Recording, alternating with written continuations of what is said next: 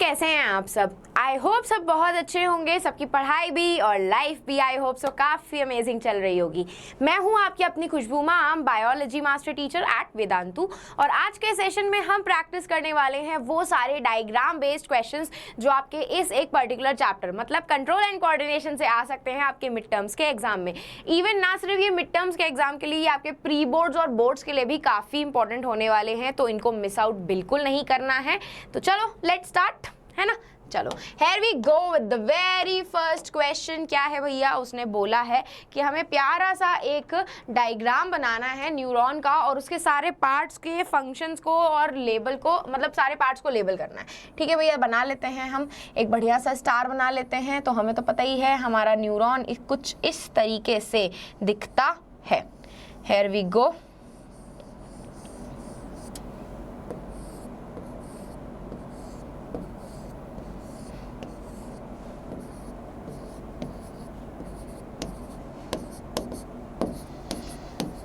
हाँ ना, तो ये तो बन गया। अब हम एक काम करते हैं, पेन चेंज करते हैं और इसको लेबल करते हैं। तो ये तो पार्ट्स हमें पता ही है, डेंड्राइट्स है which is the small process, और आपकी सबसे पहले इंफॉर्मेशन कहाँ रिसीव होती है? डेंड्राइट्स पे रिसीव होती है।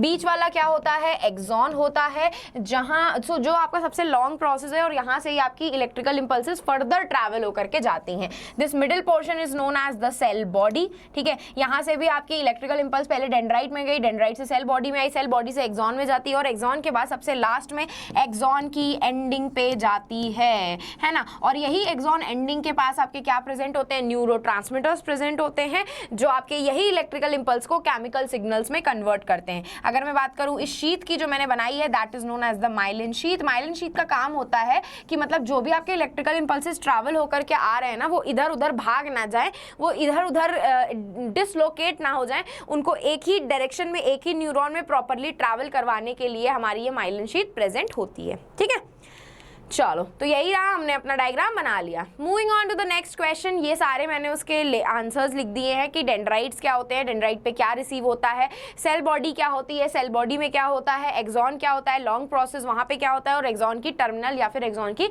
एंडिंग पे क्या होता है। ठीक है, everything is written in this.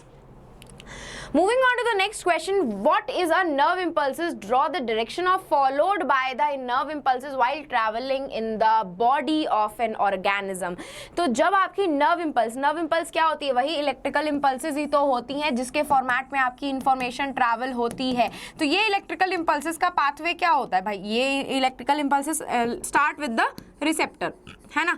तो आपकी सबसे पहले ये जो इलेक्ट्रिकल इंफॉर्मेशन है कहाँ पे रिसीव होती है? रिसेप्टर्स पे रिसीव होती है, जो आपके सेंस ऑर्गन्स में प्रेजेंट होते हैं। रिसेप्टर से ये इंफॉर्मेशन कहाँ ट्रांसफर होती है? रिसेप्टर से ये इंफॉर्मेशन फर्दर आपकी सेंसरी न्यूरॉन पे ट्रांसफर होती है, जो आपकी इंफॉर्मेशन को आपके सेंस ऑर्गन से आपके ब्रेन तक पहुंचाता है। सेंसरी न्यूरॉन के बाद ये इंफॉर्मेशन कहाँ जाती है? आपके ब्रेन तक जाती है, जो इस प्रोसेस को, मतलब जो इस इंफॉर्मेशन को प्रोसेस करता है यहाँ, और फिर बताता है कि आपको उस एक पर्टिकुलर सिचुएशन में रिस्पॉन्ड कैसे करना है।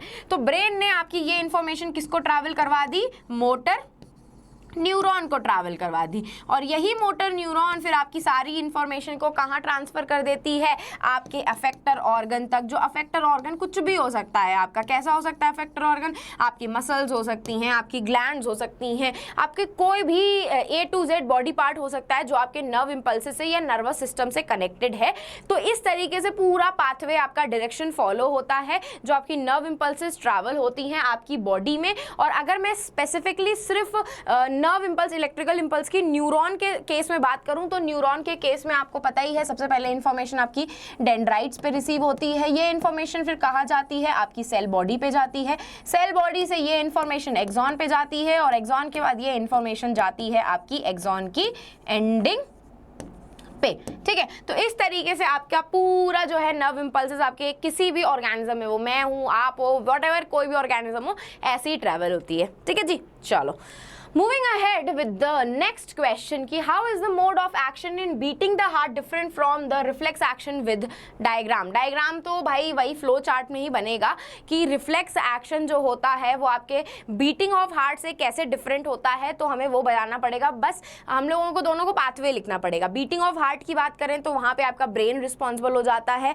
हार्ट के अंदर ना ऐसे नोड प्रेजेंट होती है जो अपने आप ही उसको इलेक्ट्रिकल इंपल्सेस जनरेट करके देती है और वो धड़कता रहता है। उस धड़कने को प्रॉपर नॉर्मल कंडीशन में रखने के लिए हमारा ब्रेन का पार्ट रिस्पॉन्सिबल होता है, that is the medulla oblongata. Reflex action की बात करें तो रिफ्लेक्स एक्शन में आपकी स्पाइनल कॉर्ड रिस्पॉन्सिबल होती है जो आपके रिफ्लेक्स एक्शंस को कंट्रोल करती है। तो हमें यहाँ पे इनका डिफरेंस लिखना है तो हम लिख लेते हैं टेबल बना करके। तो यहाँ पे मैं लिख देती हूँ बीटिंग ऑफ हार्टवा, है ना, दिलवा बीटिंग फास्ट, ससुरा जान से मारे रे, है ना, और ये हो गया हमारा रिफ्लेक्स एक्शन। ठीक है, तो अब दोनों में डिफरेंस क्या होता है भाई देख लेते हैं। रिफ्लेक्स एक्शन क्या होता है, कौन कंट्रोल करता है, आपकी स्पाइनल कॉर्ड कंट्रोल करती है। यहाँ पे आपको स्टिमुलस की जरूरत होती है, मतलब जब तक आपको स्टिमुलस नहीं मिलेगा तब तक आप रिफ्लेक्स एक्शन नहीं परफॉर्म कर सकते हो। ठीक है, सडन होता है, अचानक से होने वाला होता है, एंड साथ साथ में कैसा होता है, it is the involuntary action, it is the involuntary action. ठीक है, हमारे कंट्रोल में नहीं होता है। एग्जाम्पल स्नीजिंग लिख सकते हो, गरम प्लेट पे हाथ लग गया एकदम से, ठीक है, उसको कह सकते हो। तो ये सब चीजें रहती हैं आपके रिफ्लेक्स एक्शन में। बीटिंग ऑफ हार्ट की बात करें तो कौन होता है उसके लिए रिस्पॉन्सिबल, ब्रेन होता है।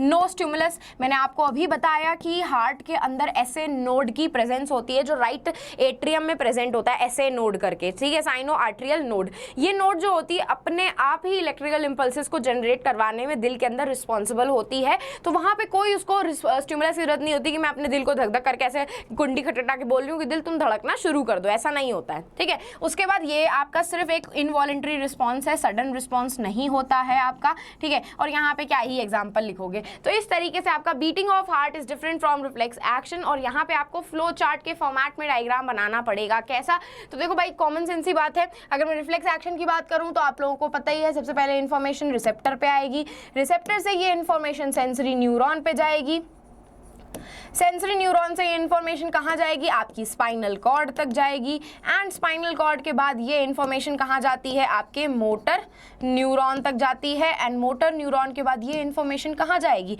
आपके अफेक्टर ऑर्गन तक या फिर आपकी अफेक्टर मसल तक, जो भी मतलब उस केस में रिस्पॉन्स प्रोवाइड करने के लिए नीड होती है, उस तक ये इन्फॉर्मेशन ट्रैवल करवा दी जाती है।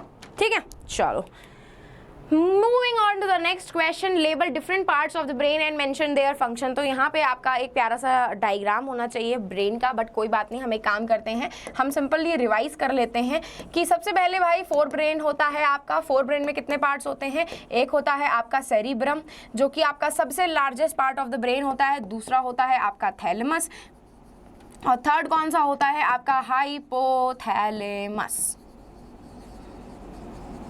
ठीक है, यही तो होता है आपका। अब अगर मैं बात करूं कि इनके फंक्शंस क्या क्या होते हैं, तो सेरिब्रम आपको पता ही है क्या करता है, मेमोरी को कंट्रोल करता है, हमारे सोचने की क्षमता को कंट्रोल करता है, हमारी बुद्धिमत्ता को, इंटेलिजेंस को कंट्रोल करता है, वाह, है ना, ये होता है।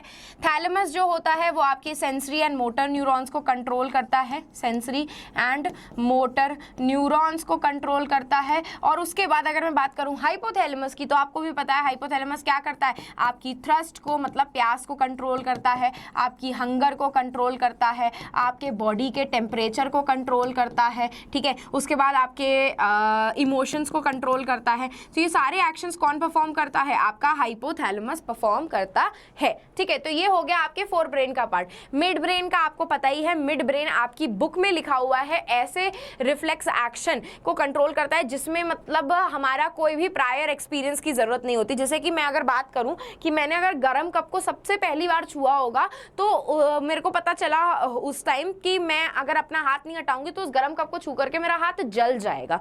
जलेगा कि नहीं जलेगा, तो ये मेरा सबसे पहला एक्सपीरियंस था जिसने मेरे माइंड में मेमोरी क्रिएट कर दी। तो ये एक्सपीरियंस वाले रिफ्लेक्स एक्शन हो जाते हैं।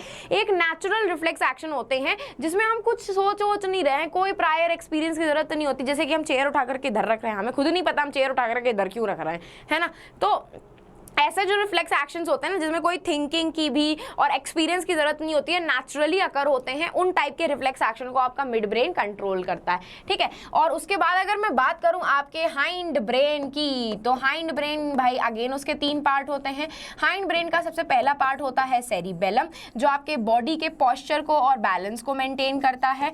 दूसरा होता है मेडुला ऑब्लोंगेटा, जो आपके इनवॉलेंट्री एक्शंस को कंट्रोल करता है। और तीसरा कौन सा होता है, आपका पॉन्स होता है, ठीक है। पॉन्स होता है, पॉन्स क्या करता है, आपकी स्लीप साइकिल को, जो सबकी बिगड़ी हुई है ना, एकदम बस 12 बजे तक रील्स स्क्रॉल करते करते सोना होता है, फिर सुबह फिर 6 बजे उठना होता है, क्यों, क्योंकि स्कूल जाना पड़ता है, नहीं जाएंगे तो मम्मी की डांट पड़ती है। तो ये जो हमारी स्लीप साइकिल बिगड़ी हुई है ना, हमारे दिमाग का ये जो पोर्शन है दैट इज द पॉन्स, वही बिगाड़ करके रखा है, ठीक है। तो ये सारे पार्ट्स आप लोगों को पता होने चाहिए। अब लेट मी टेल यू, एक बात बता दूं आप लोगों को, ऑनेस्टली स्पीकिंग जितने भी आप 5 साल के पीवाईक्यू उठा करके देखोगे ना, आपको एक ब्रेन का क्वेश्चन उसमें 101% दिखेगा। वो 23 का पेपर हो, 22 का पेपर हो, 2019 का पेपर हो, 21 का पेपर हो, या कंपार्टमेंट एग्जाम का ही पेपर क्यों ना हो, आपको ब्रेन से रिलेटेड क्वेश्चन उस हर एक एग्जाम में मिल जाएंगे जो आप पीवाईक्यूज अपने बोर्ड के साइड से निकाल करके देखोगे। तो इसीलिए मैं हर बच्चे को बोलती हूँ कि आपको ब्रेन से रिलेटेड हर एक पार्ट्स के फंक्शंस बहुत अच्छे से पता होने चाहिए। खासकर मेडुला ऑब्लोंगेटा के फंक्शंस तो हर बार पूछे जाते हैं, ठीक है। चलो moving ahead with the next question. देखो ये आप लोगों का बोर्ड्स का ही पीवाईक्यू है, जो पूछा गया था कि ह्यूमन ब्रेन में कौन सा ऐसा पार्ट है जो फॉलोइंग फंक्शन परफॉर्म करता है। सेंसेशन ऑफ फीलिंग फुल, मतलब आपका पेट भर गया है। पेट भर गया है, कौन करवाता है, हाइपोथैलेमस। मैंने अभी बताया था, आपके थ्रस्ट को, आपके हंगर को, भूख को, सबको कंट्रोल करता है। मतलब भूख को कंट्रोल कर रहा है, तो कितनी हमें भूख लगी है ये भी बताएगा, कितनी हमें भूख नहीं लगी है वो भी बताएगा, और हमें भूख लगी ही नहीं है ये भी आपका हाइपोथैलेमस ही बताता है, ठीक है। वॉमिटिंग, वॉमिटिंग कौन कंट्रोल करता है, मेडुला ऑब्लोंगेटा कंट्रोल करता है, जो आपका एक तरीके का इनवॉलेंट्री एक्शन होता है। आपको पता नहीं आपको कब वॉमिटिंग आ जाए। पिकिंग अप अ पेंसिल, ये एक इनवॉलेंट्री एक्शन है, ये आपका वैसे तो picking up a pencil balance का काम है, तो ये आपका सेरिबेलम करता है। राइडिंग अ बाइसिकल, ये भी आपका सेरिबेलम ही करता है। तो ऑल टोटल मिलाकर के तीनों हाइंड ब्रेन के क्वेश्चंस उसने पूछ लिए थे आपसे, ठीक है। जरा हम बॉटलवा निकाल ले, 1 मिनट। हाँ जी, पानी है इसके अंदर। चलो भैया, तो ये हो गया आपका। देखो मैंने कहा ना, picking up a pencil cerebellum control करता है, राइडिंग अ बाइसिकल उसमें भी हमें बैलेंस की जरूरत होती है, तो वो भी आपका सेरिबेलम ही कंट्रोल करता है। चलो moving ahead with the next question. Right the parts of the brain which controls the voluntary and the involuntary action. अब मैं आप लोगों को एक बहुत इंपॉर्टेंट सी चीज यहाँ पे बता देती हूँ। बच्चों को ना अक्सर आप लोगों को कंफ्यूजन होता है कि मैम जो सेरिबेलम है आपका, वो बॉडी के पोस्चर को और बैलेंस को मेंटेन कर रहा है, मतलब हम कैसे चल फिर रहे हैं उसको मेंटेन करता है ना। तो हमारे बॉडी के बैलेंस को मेंटेन कर रहा है, ठीक है, समझ गए हम। लेकिन सेरिब्रम जो होता है that is the main control centre, जो आपके maximum amount of voluntary actions control करता है। तो यहाँ पे सबसे maximum amount of voluntary actions की बात हो रही है, तो हम यहाँ पे सेरिब्रम का नाम लिखेंगे, सेरिबेलम का नहीं, ठीक है। तो वॉलेंट्री एक्शंस कौन कंट्रोल कर रहा होता है, हमारा सेरिब्रम कंट्रोल कर रहा होता है। और इनवॉलेंट्री एक्शंस तो हम सबको पता है, हाइंड ब्रेन का पार्ट दैट इज द आपका मेडुला ऑब्लोंगेटा कंट्रोल करता है,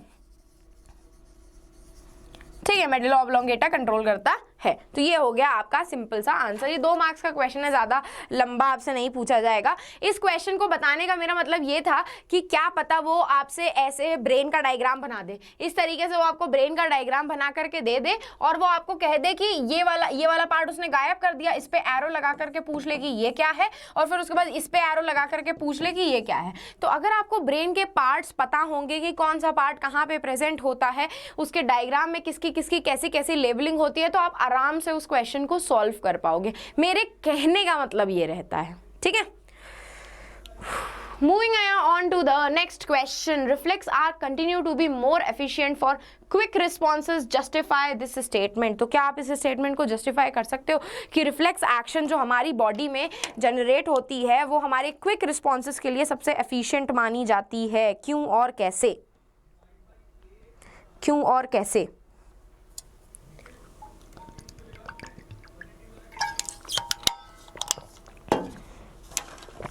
देखो भाई, कॉमन सेंस ही बात है।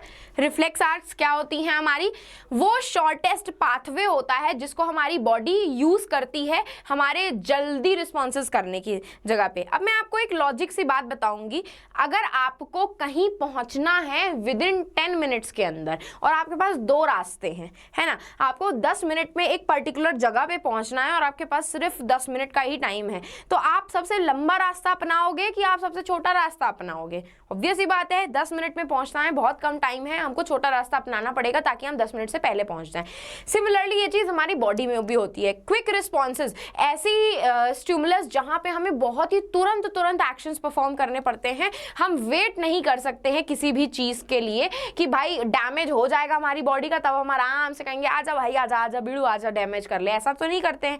तो इसीलिए उस केस में हमारी बॉडी ये सबसे shortest pathway reflex arc perform करती है ताकि जो हमें with in a minute with in a seconds response perform करना है हम उन्हें क्विक तरीके से परफॉर्म कर पाए। तो यही एक्चुअली में स्टेटमेंट जो है वो जस्टिफाई करता है कि reflex arc took the shortest pathway to transfer information to our spinal cord which in response helps us to made a quick responses which in turn helps us to do the quick responses. इसीलिए reflex arc को सबसे efficient माना जाता है, automatic होता है, spontaneous होता है, सबसे शॉर्टेस्ट पाथवे वो यूज करता है कोई भी क्विक रिस्पॉन्स परफॉर्म करने के लिए। इसीलिए कहा जाता है कि reflex arc is more efficient for the quick responses. ठीक है जी, चलो moving ahead with the next question, with the help of a suitable diagrams explain phototropism। तो phototropism क्या था भैया, एक बढ़िया सा गमले के साथ हम ना फूल बना लेते हैं, एक गमले के साथ जरा हम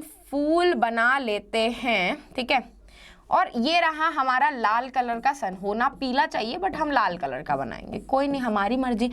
और सन के पास इधर से सनलाइट आ रही है, ठीक है, मैं क्या हूँ, एक पौधा हूँ बढ़िया सा, ये जो लाल कलर का फूल बनाया है मैं ही हूँ। और सपोज करो मेरे राइट हैंड साइड से लाइट आ रही है, तो होता क्या है आपका कि आपके राइट हैंड साइड से जब लाइट आ रही होती है तो इसी फूल के टिप पे क्या प्रेजेंट होता है, ऑक्सीजन की प्रेजेंस होती है। ये ऑक्सीजन जो होता है कहता है कि मैं एक्टिवेट तो हो जाऊंगा सनलाइट में, लेकिन मुझे धूप पसंद नहीं है, ही पसंद नहीं है, मेरे को रहना ही नहीं है धूप में, है ना। तो क्या करता है, जैसे ही उसको सनलाइट पड़ती है ऑक्सीजन एक्टिवेट हो जाता है, कहता है अब मैं बढ़िया धड़ल्ले से काम करूंगा, लेकिन उधर जाकर के काम करूंगा जहां पे सन नहीं आ रहा होगा। तो वो टिप पे प्रेजेंट होता है, तो टिप से वो मूव कर जाता है शेडी साइड में और वहां पे क्या करने लगता है, सेल की इलोंगेशन करने लगता है। क्या करने लगता है, it undergo cell elongation, cell को काफी बड़ा बड़ा करने लगता है, सेल का साइज इंक्रीज करने लगता है, और जिसकी वजह से क्या होता है। अब एक बात बताओ, अगर आप मेरे लेफ्ट साइड से कोई भारी से सामान रख दोगे तो मैं से राइट साइड पे झुक नहीं जाऊंगी। सिमिलरली पौधे के साथ भी हुआ, पौधे के राइट साइड से लाइट आ रही थी, लेफ्ट साइड में इतना ज्यादा सेल का इलोंगेशन हुआ कि वो भारी हो गया, और भारी होने की वजह से वो टूवर्ड्स द सनलाइट इस तरीके से बेंड हो जाता है। That is known as the phototropism, कि टूवर्ड्स द सनलाइट जब प्लांट रिस्पॉन्स शो करता है, वो भी ग्रोथ रिस्पॉन्स शो करता है, that is known as the phototropism. ठीक है, और अब यहाँ पे क्या होगा आपका, फिर से वापस से गमले वाला फूल बना लेती हूँ बढ़िया सा, और आपका ये जो प्लांट है इस तरीके से झुकता हुआ नजर आएगा। ठीक है, यहाँ पे हमारा सन था, इस तरीके से वो टूवर्ड्स द सनलाइट ऐसे झुकता हुआ नजर आ रहा है, showing the positive phototropism, showing the positive phototropism. अरे भाई ये तो बहुत इजी सा क्वेश्चन है ना, ये तो भाई ऐसा फटफट बना सकते हो आप लोग। ठीक, चलो moving ahead with the next question. ये रहा, मैंने ये फूल बनाया था, वैसे फूल मेरा ऑलमोस्ट सिमिलर था, लेकिन ठीक है कोई बात नहीं, इतना अच्छा फूल नहीं बनाने का होता है। Show the diagrammatic representation of growth of geotropism in plants. तो जियोट्रोपिज्म में कौन रिस्पॉन्सिबल होता है, जियो मतलब ग्रेविटी, तो जो भी प्लांट का part towards the gravity show कर रहा है मूवमेंट, तो that is known as the positive geotropism, और जो away from the gravity move कर रहा है that is the negative geotropism. तो यहाँ पे कुछ नहीं होता, यहाँ पे हम रूट्स का एग्जाम्पल ले सकते हैं। सपोज करो मैंने वापस से एक बढ़िया सा फूल बनाया, इस फूल की यहाँ पे रूट्स हैं, ठीक है, फूल के यहाँ पे रूट्स हैं और यहाँ पे पानी बह रहा है, वाटर है, दिस इज द वाटर। तो ये आफ्टर सम टाइम क्या करेगा, इसकी रूट्स जो है ना टूवर्ड्स द वाटर इस तरीके से ग्रो करने लग जाएंगी।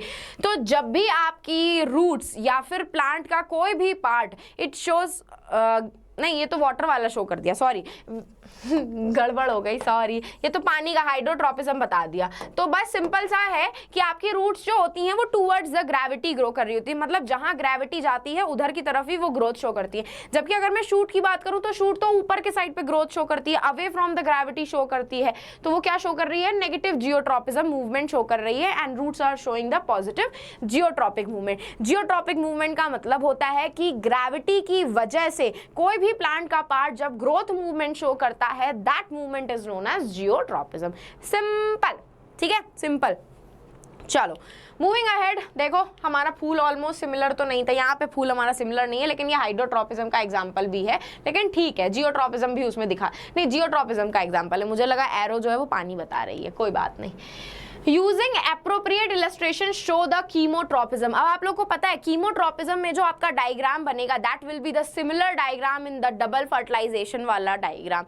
जो डबल फर्टिलाइजेशन आप लोग how do organism reproduce chapter में पढ़ते हो, बिल्कुल सेम वही डायग्राम आपको कीमोट्रोपिज्म में ड्रॉ करना पड़ेगा, क्योंकि एक वही इकलौता एग्जाम्पल आपकी बुक में गिवन है। तो देखो सिंपल सा डायग्राम बनाती हूँ, ये आपका हो गया स्टिग्मा, ये हो गया स्टाइल, और ये हो गई आपकी ओवरी। एंड ओवरी के अंदर क्या प्रेजेंट होता है? ओव्यूल। यहाँ पे प्रेजेंट होते हैं 3 एंटीपोडल सेल्स, ये हो गया 2 पोलर न्यूक्लियाई, ये हो जाते हैं आपके सिनर्जिड्स, और इसी के ऊपर बढ़िया सा क्या प्रेजेंट होता है? आपका एग सेल, ठीक है। तो देखो भाई, जब भी आपका पॉलन ग्रेन जो होता है पॉलन ट्यूब के स्टिग्मा के ऊपर आकर के स्टिक करता है, तो वो बनाता है एक पॉलन ट्यूब की फॉर्मेशन करता है। ये रही उसकी पॉलन ट्यूब की फॉर्मेशन, ठीक है। ये जो पॉलन ट्यूब की इसने फॉर्मेशन करी, ये किसकी वजह से होती है? केमिकल्स की वजह से होती है। कैसे? ध्यान से सुनना। तो होता क्या है, जब आपका पॉलन ग्रेन स्टिग्मा पे आकर के स्टिक करता है ना, तो ओवरी जो होती है वो केमिकल्स का रिलीज करती है। वही केमिकल्स को पॉलन ग्रेन डिटेक्ट करके क्या करते हैं?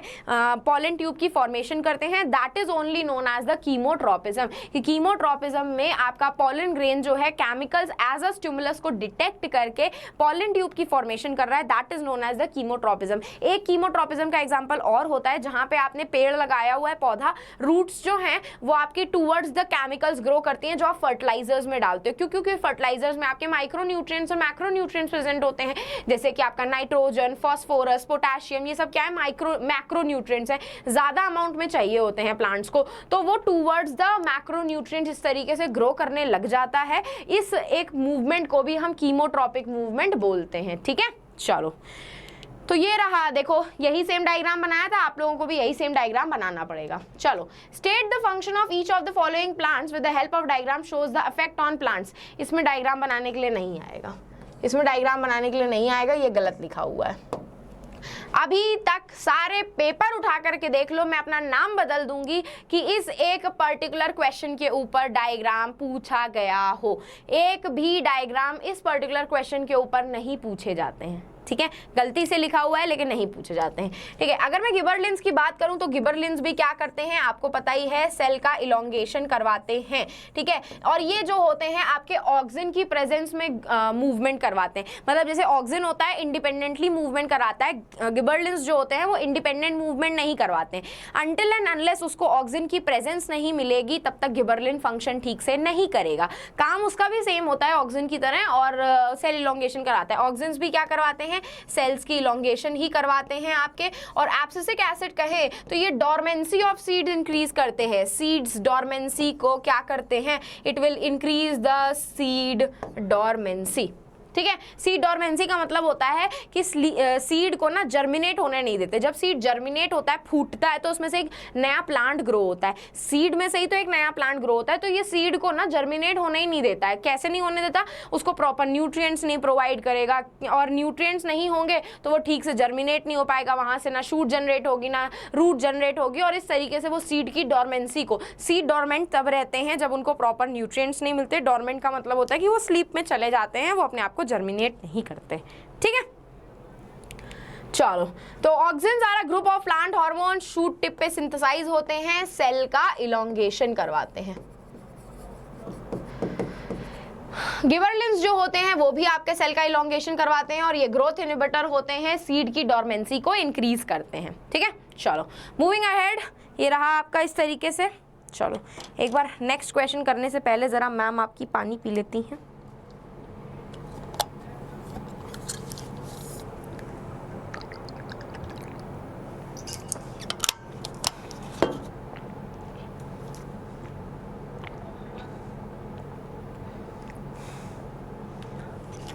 चलो, how does the feedback mechanism regulate hormone secretion, explain with the help of flow chart. तो देखो होता क्या है, यहाँ पे सिंपल सी लैंग्वेज में एक्सप्लेन करती हूँ, फिर आपको डायग्राम बताती हूँ, ठीक है। तो देखो जैसे तुम लोग मेरे सपोज करो मैंने एक नई कोचिंग खोली है, ठीक है, तुम मेरे से वहाँ पे पढ़ने के लिए आए, है ना, तुम मेरे पे वहाँ पे पढ़ने के लिए आए और तुम पहले दिन मुझसे पढ़ने के लिए आए। तो अगर मैं तुम्हें अच्छा नहीं पढ़ाऊंगी तो तुम मुझे क्या दोगे, फीडबैक दोगे कि नहीं दोगे कि मैम आप अच्छा नहीं पढ़ा रहे हो, आपको और इम्प्रूव करना पड़ेगा।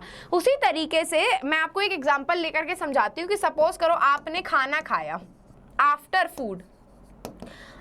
फूड मील, आपने आफ्टर मील सिंपल आफ्टर खाने के बाद क्या हो जाता है, आपके ब्लड के अंदर ग्लूकोज का जो लेवल है वो क्या हो जाता है, इंक्रीज हो जाता है। होता है कि नहीं होता है, ठीक है। उस केस में क्या करता है, ये जो ब्लड के सेल्स होते हैं, वो जा करके आपकी पेनक्रियास को क्या कर देते हैं, एक्टिवेट कर देते हैं। और एक्टिवेट करके क्या करता है, ये इंसुलिन का सिक्रीशन करता है, और इंसुलिन क्या करता है, फर्दर फिर आपके ग्लूकोज लेवल को डिक्रीज करवाता है, ठीक है, खाने के बाद, ठीक है। अब जब एक लेवल तक आपका ग्लूकोज का लेवल डिक्रीज हो जाता है, मतलब ग्लूकोज का लेवल नॉर्मल हो गया, जितना 90-95 हमारे बॉडी के अंदर होना चाहिए उतना ही हो जाता है जब, तो फिर क्या करते हैं, यही ब्लड के सेल्स वापस से आपकी पेनक्रियास को एक्टिवेट करते हैं कि भाई अब तुम एक काम करो, तुम इंसुलिन बनाना बंद कर दो। क्यों? क्योंकि हमारी बॉडी के अंदर जितना ग्लूकोज का लेवल होना चाहिए था वो उतना ही है, उससे डिक्रीज वो नहीं होगा, उससे डिक्रीज हमें उसे नहीं करना है, एक नॉर्मल लेवल पे आ जाएगा। That is known as the feedback mechanism. इसको हम कहते हैं, जहां पे वो उसको रोक रहा है काम करने से, that is known as the negative feedback mechanism, और जहां पे आपके ब्लड सेल्स उसे एक्टिवेट कर रहे हैं, that is known as the positive feedback mechanism, कि उसको फीडबैक दिया उसने कि भाई तू जल्दी से तैयार हो जा, तुझे इंसुलिन बनाना है, भाई तू अपना काम जरा रोक दे, इंसुलिन का प्रोडक्शन, क्यों? क्योंकि ब्लड के अंदर ग्लूकोज का लेवल नॉर्मल हो चुका है। That is known as the feedback mechanism. इस तरीके से देखो यहाँ पे हाइपोथैलेमस दिया हुआ है कि जब भी आपने खाना खाया, भाई खाना फीलिंग फुल, हमें पता चल गया हम फीलिंग फुल, हाइपोथैलेमस ने क्या किया, आपके पिट्यूटरी ग्लैंड को एक्टिवेट कर दिया। पिट्यूटरी ग्लैंड क्या करता है, फर्दर फिर आपके हार्मोन सिक्रीट करता है, जो हार्मोन्स आपके पेनक्रियास को एक्टिवेट करते हैं, फिर पेनक्रियास इंसुलिन सिक्रीट करता है। उसी तरीके से यहाँ पे उसने दिया हुआ है कि हाइपोथैलेमस ने GnRH करके हार्मोन, गोनाडोट्रोपिन हार्मोन, जो गोनाडोट्रोपिन हार्मोन नहीं, GN, सिंपल वो वाला डेफिनेशन समझो, इतना टफ वाला डेफिनेशन समझने की जरूरत नहीं है। ऑल टोटल मिलाकर के जब हमारे पेट भर जाता है तो हमें पता चल जाता है, क्यों? क्योंकि हमारा ब्रेन हमें सिग्नल भेज देता है। यही ब्रेन आपके पिट्यूटरी ग्लैंड को भी एक्टिवेट करता है। क्यों? क्योंकि यही पिट्यूटरी ग्लैंड फिर फर्दर आपके पेनक्रियास को जाकर के एक्टिवेट करता है, धक्का मारता है कि भाई तू जग जा, इंसुलिन बनाना शुरू कर दे, वरना ब्लड का ग्लूकोज लेवल बहुत ही ज्यादा बढ़ जाएगा, जो हमारी बॉडी के लिए अच्छा नहीं होता है। जब उसको एक्टिवेट करता है, that is known as the positive feedback mechanism, और जब उसको इनएक्टिव कर देता है कि भाई तू रुक जा, थामा कर देता है उसको, that is known as the negative feedback mechanism. Simple सी बात है, ठीक है। चलो, moving ahead with the next question, name the hormone secreted by the pituitary gland and thyroid, stating one function of each. Name the disorder a person is likely to suffer from due to deficiency of the above mentioned hormones. तो ठीक है भैया, देख लेते हैं। अगर मैं देखो, पिट्यूटरी ग्लैंड जो होता है वो बहुत सारे हार्मोन सिक्रीट करता है, बट जो आपकी बुक में लिखा है आपको वो लिखना है, that is the growth hormone. अब ग्रोथ हार्मोन क्या करवाता है, बॉडी की ग्रोथ करवाता है। अगर आपकी बॉडी में ग्रोथ हार्मोन इंक्रीज हो गया तो आप गिंगैटिज्म का शिकार हो जाएंगे। क्या हो जाएंगे? गिंगैटिज्म का शिकार हो जाएंगे, मतलब आपकी हाइट इतनी लंबी हो जाएगी कि ये छत भी आपके लिए छोटी पड़ जाएगी, ठीक है। और अगर इसका लेवल डिक्रीज हो जाता है, कि मतलब आपके चाइल्डहुड के टाइम पे, जैसे कि मेरा ग्रोथ हार्मोन जो था वो ज़्यादा एक्टिवेट नहीं हुआ, तो ग्रोथ हार्मोन जो होता है चाइल्डहुड के टाइम पे अगर बहुत ही कम सिक्रीट होता है तो उसको क्या प्रॉब्लम हो जाती है, उसको ड्वार्फिज्म की प्रॉब्लम हो जाती है, वो बोना ही रह जाता है, ठीक है। क्या रह जाता है? बोना ही रह जाता है। और अगर हम थायराइड ग्लैंड की बात करें तो वो क्या करता है, थायरॉक्सिन हार्मोन सिक्रीट करता है, जो हमारे बॉडी के मेटाबॉलिज्म को कंट्रोल करता है। और अगर आपका थायरॉक्सिन हार्मोन ठीक से सिक्रीट नहीं हुआ तो आपको ग्वाइटर की प्रॉब्लम हो सकती है। ग्वाइटर मतलब देखो, थायराइड ग्लैंड जो होता है ना वो यहाँ पे प्रेजेंट होता है बटरफ्लाई की तरह, है ना। तो ये जो थायराइड ग्लैंड होता है ये स्वेल हो जाता है, क्योंकि ये थायरॉक्सिन हार्मोन ठीक से सिक्रीट नहीं कर रहा होता है, ये स्वेलिंग हो जाती है। और ये कैसे होता है, मतलब मतलब आपने खाना खाया, खाने के अंदर एनफ अमाउंट ऑफ आयोडीन नहीं प्रेजेंट होगा। आयोडीन जो होता है वो आपके थायराइड ग्लैंड के लिए बहुत ज़रूरी होता है। मतलब आयोडीन अगर आप नमक में नहीं लोगे तो थायराइड ग्लैंड ठीक से काम नहीं करेगा, वो थायरॉक्सिन सिक्रीट नहीं करेगा, और ये थायरॉक्सिन जो होता है जब ये सिक्रीट नहीं होता तो मेटाबॉलिज्म ठीक से कंट्रोल होती है, और इन रिस्पॉन्स में हमारा जो थायराइड ग्लैंड है फूल जाता है, ग्वाइटर की सिचुएशन हमें फेस करनी पड़ जाती है, ऐसा मोटा सा गला हो जाता है। ठीक है, तो ये पर्टिकुलर आप सारे फंक्शंस ज़रा याद रखना, इंपॉर्टेंट से हैं, आपके क्वेश्चंस इनके ऊपर से आ सकते हैं। Just a second.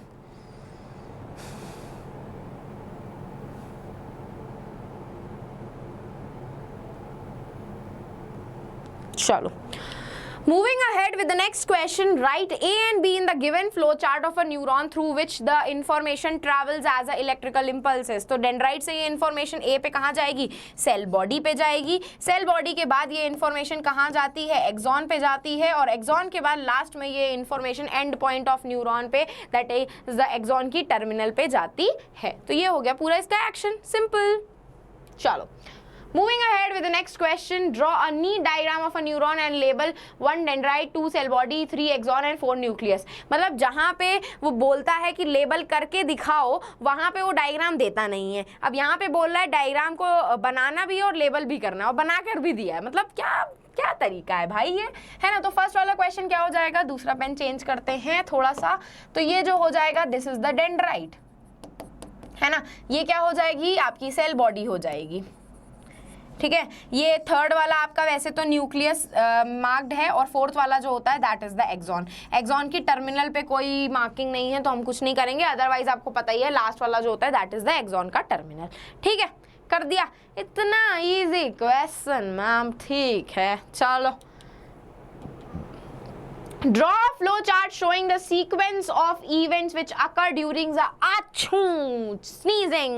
ठीक है भैया, कोई बात नहीं। स्नीजिंग में हमारे सबसे पहले रिसेप्टर्स कौन से होंगे? हमारे ऑल्फैक्टरी रिसेप्टर्स। क्या मस्त खुशबू आ रही है। ये रिसेप्टर से इंफॉर्मेशन आपकी कहाँ जाएगी? सेंसरी न्यूरॉन पे जाएगी, और यही सेंसरी न्यूरॉन आपकी स्नीजिंग क्या होती है? रिफ्लेक्स एक्शन होता है, तो ये आपके स्पाइनल कॉर्ड तक जाएगा इंफॉर्मेशन। स्पाइनल कॉर्ड से ये इंफॉर्मेशन जाएगी आपकी मोटर न्यूरॉन तक, और मोटर न्यूरॉन से ये इंफॉर्मेशन वापस आपके नाक तक पहुंचा दी जाएगी, जहां पे वो आपको अच्छू जोर से आप छींक मारोगे। फॉरेन पार्टिकल्स आपके ऑल्फैक्टरी रिसेप्टर्स को एक्टिवेट कर देगा। सेंसरी न्यूरॉन उस इंफॉर्मेशन को आपके मोटर स्पाइनल कॉर्ड तक लेकर जाएगी। स्पाइनल कॉर्ड उस इंफॉर्मेशन को फिर आपके मोटर न्यूरॉन को ट्रांसफर करेगी। मोटर न्यूरॉन क्या करती है? आपके जो डायफ्राम की मसल्स हैं, लंग्स वगैरह, उन सब की स्पेस इंक्रीज करके आपको छींकने में मदद करती हैं, छू करके। ठीक है, simple. And let me tell you, ये क्वेश्चन ना आप लोगों के सीनियर्स के एग्जाम में आया हुआ है। 2023 के क्वेश्चन पेपर में ये क्वेश्चन आया, जहां पे उन्होंने फ्लो चार्ट की मदद से स्नीजिंग वाला पार्ट एक्सप्लेन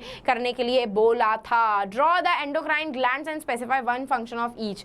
नहीं पूछा जाता, नहीं पूछा जाता, गलत है ये क्वेश्चन, नहीं पूछा जाता। तुम उठा करके 10-20 साल के क्वेश्चन पेपर देख लो, तुम्हें कहीं पे भी एंडोक्राइन ग्लैंड का डायग्राम ड्रॉ करने के लिए नहीं पूछा जाएगा। फंक्शंस वो जरूर तुमसे पूछ लेगा पिट्यूटरी ग्लैंड का, दैट इज द वो ग्रोथ हार्मोन सिक्रीट करता है, बहुत सारे और हार्मोन्स भी सिक्रीट करता है जो आपके बाकी सारे ग्लैंड्स को एक्टिवेट करते हैं। पेनक्रियास की बात करें तो ये 2 हार्मोन सिक्रीट करता है, वन इज द इंसुलिन जो आपके ब्लड के शुगर लेवल को क्या करता है? डिक्रीज करता है, और एक सिक्रीट करता है ग्लूकागॉन, ये शुगर लेवल को, ग्लूकोज लेवल को क्या करता है? इंक्रीज करता है, जबकि इंसुलिन जो होता है वो ग्लूकोज लेवल को क्या करता है? डिक्रीज करता है। ये हो गया, बस सिंपल। ठीक है, moving on, right the schematically the path of the reflex action. लो भैया बना लेते हैं, अभी तो बनाया था।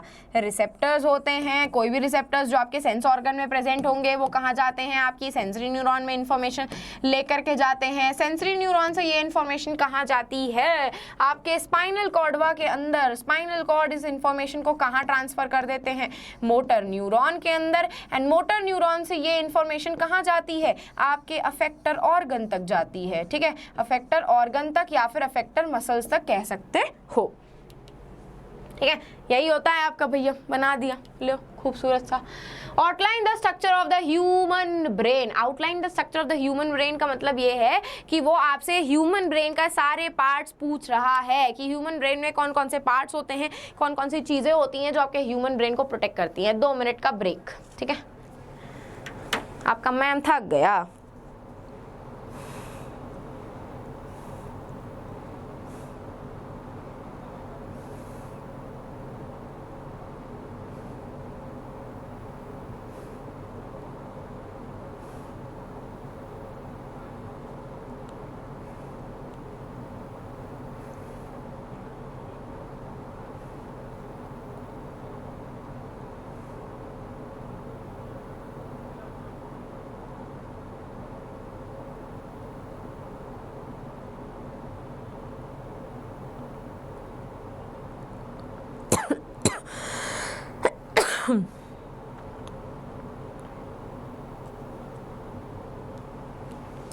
चलो, तो अभी आपको बढ़िया बढ़िया से आउटलाइन हमने बताई थी, बट फिर हम बता देते हैं वापस से। फोर ब्रेन,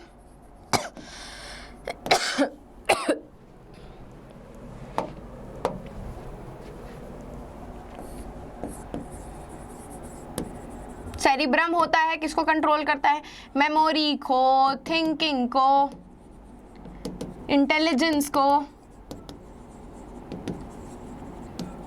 ठीक है। उसके बाद थैलेमस होता है, ये आपके सेंसरी एंड मोटर न्यूरॉन्स को कंट्रोल करता है, सेंसरी एंड मोटर न्यूरॉन्स को कंट्रोल करता है। उसके बाद आता है आपका हाइपोथैलेमस।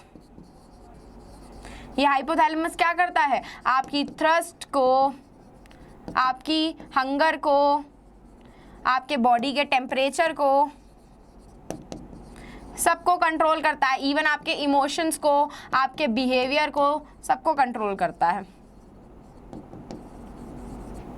ठीक है। उसके बाद अगर मैं बात करूं आपके हाइंड ब्रेन की, तो हाइंड ब्रेन देखो, मिड ब्रेन अभी मैं आप लोगों को बता चुकी थी, आपके वो रिफ्लेक्स एक्शंस को कंट्रोल करता है जो मतलब जिसमें कोई प्रायर एक्सपीरियंस की जरूरत नहीं होती। सेरिबेलम आपके बॉडी के बैलेंस को, आपके पोस्चर को और आपकी वॉकिंग को कंट्रोल करता है, ठीक है। उसके बाद आ गया हमारा मेडुला ऑब्लोंगेटा।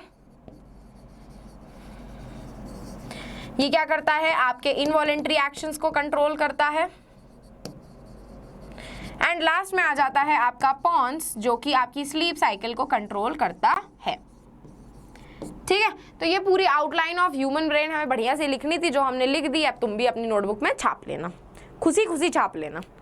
चलो, You have touched a hot object. Represent diagrammatically the path that leads to the response, that is the quickly pulling back the hands. कैसे होगा भाई? सिंपल, अभी हमने देखा था रिसेप्टर्स होंगे। कौन से रिसेप्टर्स होंगे? आपके थर्मो रिसेप्टर्स, जो आपकी स्किन में प्रेजेंट होते हैं, ठीक है। कौन होंगे?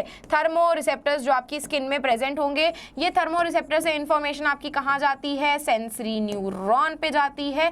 सेंसरी न्यूरॉन से ये इंफॉर्मेशन आपकी कहाँ ट्रांसफर करवा दी जाती है? स्पाइनल कॉर्ड तक। और स्पाइनल कॉर्ड से ये इंफॉर्मेशन जाती है आपकी मोटर न्यूरॉन तक। एंड मोटर न्यूरॉन से ये इंफॉर्मेशन आपकी ट्रांसफर करवाई जाती है स्केलेटल मसल्स तक, जो कॉन्ट्रैक्टाइल प्रोटीन की मदद से आपके मसल्स को पुल, पीछे कॉन्ट्रैक्ट करके पीछे हाथ करवा देते हैं। हाय, बहुत तेज से लग गया, छुई मुई हूं मैं तो, लाइक दैट रिएक्शन, ठीक है, इस तरीके से। So this is the end of our session. तो बस आप लोगों के लिए मेरे पास एक बहुत ही इंपॉर्टेंट सी इंफॉर्मेशन है, दैट इज द आप लोगों का क्लास 10 फ्री रिसोर्सेज। आप लोगों के मिड टर्म्स ऑलमोस्ट स्टार्ट होने वाले होंगे। अगर आप लोगों को extra amount of questions practice करने हैं तो आपके पास अभी भी टाइम है वो सारे क्वेश्चंस प्रैक्टिस करने का। कुछ करने की आपको ज़रूरत नहीं पड़ेगी, बस आपको सेशन के डिस्क्रिप्शन बॉक्स में जाना है, वहाँ पे एक लिंक अवेलेबल है, इस लिंक पे आपको क्लिक करना है। इसी लिंक में बस ये पेज ओपन होकर के आएगा, यहाँ पे आपको अपना फ़ोन नंबर डालना पड़ेगा, उस पर एक OTP आएगा, वो डालना पड़ेगा। और जैसे ही आप वो डालोगे, वहाँ पे एक प्यारी सी एक्सेल शीट ओपन होकर के आएगी, जहां पे आपके पास साइंस के 5 मॉक टेस्ट पेपर, SST के 5 मॉक टेस्ट पेपर, मैथ्स के 5 एंड इंग्लिश के 5 मॉक टेस्ट पेपर अवेलेबल हैं, जो कि बिल्कुल फ्री ऑफ कॉस्ट है। इतना सा भी पैसा आपको खर्चा करने की यहाँ पे ज़रूरत नहीं पड़ेगी, बिल्कुल भी नहीं पड़ेगी। तो आप लोगों के पास ये बहुत सुनहरा मौका है मिड टर्म्स के लिए प्रिपेयर करने का, इस मौके को मत गवाइएगा। जितने रिसोर्सेज आप बाहर से खरीदेंगे आपका पैसा खर्चा होगा, इससे बेटर है आप फ्री रिसोर्सेज को यूज़ करें। तो बस अब जाते जाते इतनी अच्छी इन्फॉर्मेशन देने के बाद आप सब लोगों की बस एक रिस्पॉन्सिबिलिटी बनती है कि टेलीग्राम चैनल को टाइम से ज्वाइन कर लीजिएगा। डिस्क्रिप्शन बॉक्स में इसका लिंक अवेलेबल है, क्योंकि जब भी मैं लाइव आती हूँ इसी टेलीग्राम चैनल पे आपको अपडेट ज़रूर दूंगी। और इन केस अगर आपको मुझे पर्सनली रीच आउट करना है तो आप मुझे इंस्टाग्राम पे रीच आउट कर सकते हैं, खुशबू_भाटिया मेरा इंस्टाग्राम का अकाउंट है। तो अब हम फिर मिलेंगे चलते चलते ऐसे ही नेक्स्ट अमेजिंग सेशन में। तो bye guys and take care.